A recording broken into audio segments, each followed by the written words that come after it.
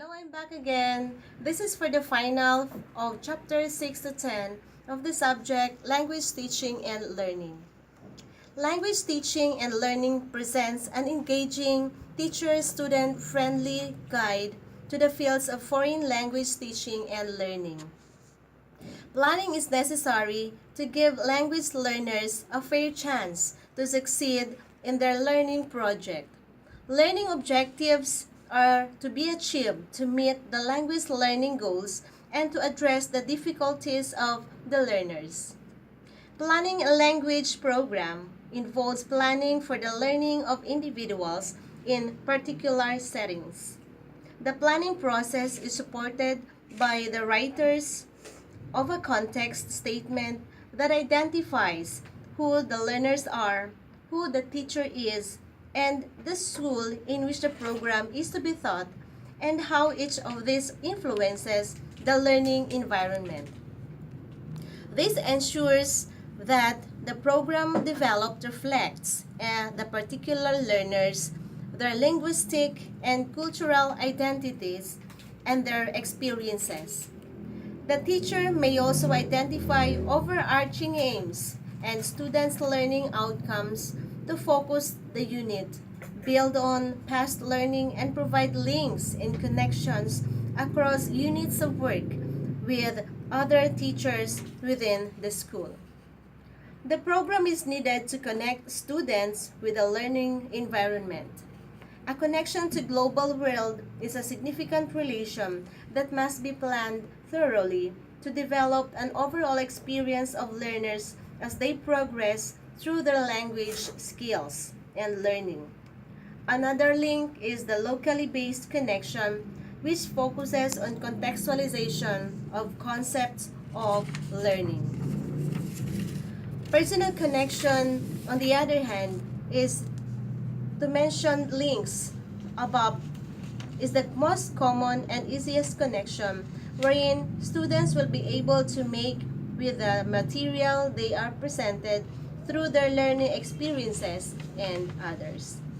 At the same time, such personal connection need to be integrated into an overall scope and sequence of learning in ways which reaffirm the connections and develop desired learning. Planning of language learning is a crucial process that helps one in developing his educational goals. There is a famous saying which says that if you are not planning to success, you are planning for failure. This means that to achieve success and effective teaching inputs, planning language learning is essential for everyone. It can be both long-term and short-term. In educational and teaching settings, there are always goals that need to be accomplished in a long-term process and a daily objectives just what a lesson do. In general, short-term teaching learning goals are referring to a daily plan which is precise, achievable, and easier to understand than a long-term goals such as unit or chapter lessons and even curriculum designs. Evaluation is not just a testing program or an administrative technique. It is not something to be resorted to at the close of the school term as a culminating activity, nor should it be viewed as an end activity to be done by the school administrators or curriculum developers. It cannot be denied that the evaluation of teaching and learning is an exceedingly complex activity.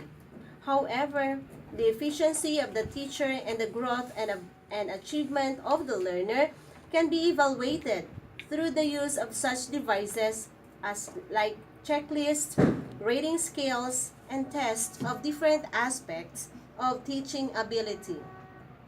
Interview and questionnaires are also effective.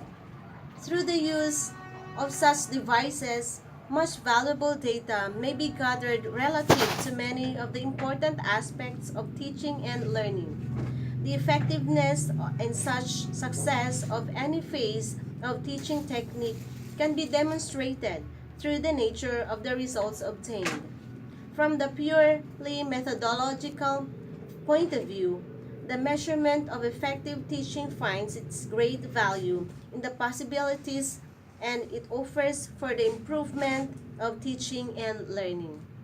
All activities of the teacher should be evaluated in the light of their adequacy to promote the democratic way of life and on how nearly the students realize the objectives of education.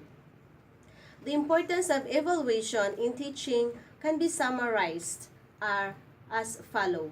The first, evaluation is important for the classroom teachers, supervisors, and administrators in directing as well as guiding, teaching, and learning. Second, it helps to measure the validity and reliability of instruction. Third, it aids in devising more effective instructional material and procedures of instruction. Fourth, it helps teachers to discover the needs of the pupils or students. Fifth, stimulates students to study. A questioning teacher creates incentives for students to learn more. Sixth, helps parents to understand student growth, interests, and potentialities. Seventh, used for enforce external standards upon the individual class or school. And eighth, helps to provide objectives, evidences for effective cooperation between parents and teachers.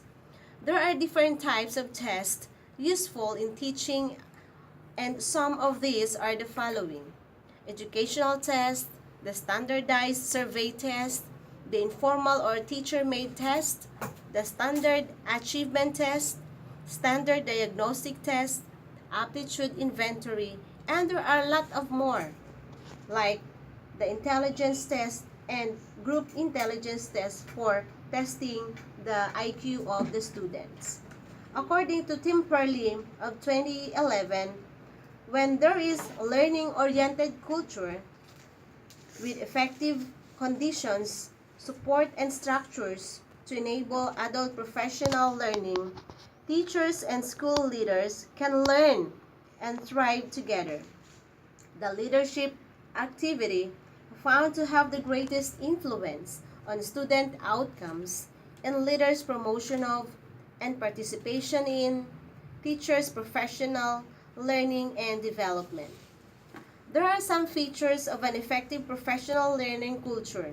Letter A, teachers are committed to ongoing learning and continual renewal of skills and strategy. B, collaboration with peers to develop and share pedagogical practices that raise students' outcome.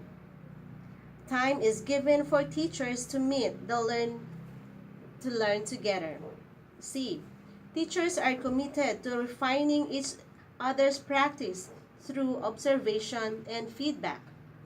Teacher here, meetings are designed to maximize teacher learning process. D, teachers get regular feedback, which is linked to a shared vision of effective teaching and their professional learning goals. E, support provided for implementation of the key ideas from the professional learning. Teachers are clear about expectations. F, professional learning opportunities are highly quality based on current research and proven to be effective. G, data is used effectively to inform goals for improvement and to track ongoing progress. Teachers are committed to applying new knowledge and skills in the classroom. H, teams of teachers and leaders explore together important questions about students' learning. I, all staff has a personal professional learning plan developed using a structured process. G, the professional learning encourages teacher and school leaders to find new solutions to important, persistent issues by challenging their assumptions about their practices. Leaders here within the school are leaders of learning, and there is a big impact for the professional learning of an individual, organization, and student outcomes of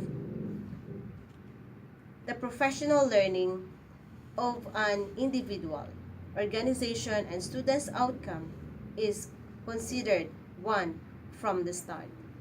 So from here, a holistic learning culture, teachers and school leaders will be most engaged in their own learning and improved practice when they have the opportunity to select professional learning that is relevant to the needs of the individual, the organization, and the students.